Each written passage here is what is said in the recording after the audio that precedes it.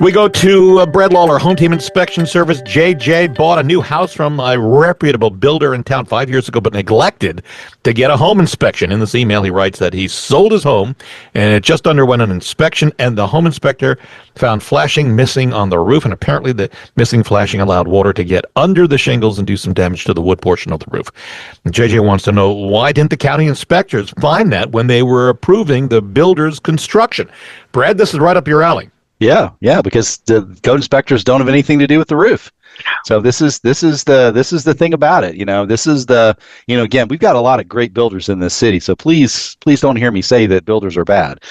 But as I've often said, a builder's only as good as the subcontractors, and the subcontractor's only as good as how their work overlaps. So in a situation where a chimney flashing wasn't put in place, it was just the roofer overlooked it, and then there wasn't anybody on the supervisory team for the builder that caught the fact that there was a chimney flashing missing. So yeah, it's this is the one thing that I know sometimes it feels silly to hire a home inspector to go check behind your builder, but we do a lot of new construction inspections, and I've never seen a perfect one.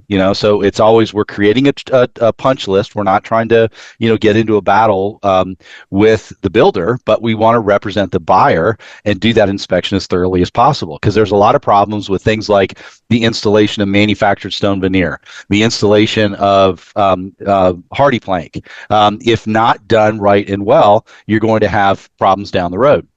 Chimney flashing, easy to spot, should have been, handled by the roofer when they did the install, but it got overlooked. All right, so what do you do 5 years later? I mean, I've told the story probably on this show before. I mean, we had a house in Saratoga Woods that we went in to do the inspection. The seller had owned the house for almost 6 years.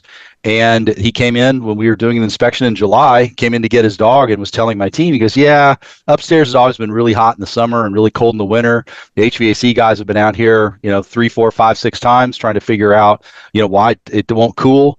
And my inspector that was in the attic overheard this conversation with the other inspector, and he poked his head out of the scuttle. He goes, well, I know what your problem is. You have no insulation in your attic. So, here's a family that's lived in a new home for almost 6 years with no insulation, not a drop of it. Those are not inspected by any code officials. That is purely up to the builder and their supervisors to make sure that things are built out correctly. So again, this is why you hire a home inspector even on new construction homes.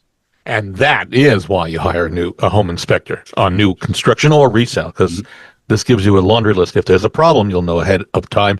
In this case, now you got to pay for having it repaired. Or go back to the builder, say, hey, listen, it's been 5 years, but this is what an inspector just found, and then go from there. See if the builder, how much they'll handle, what's the story is on that. Okay.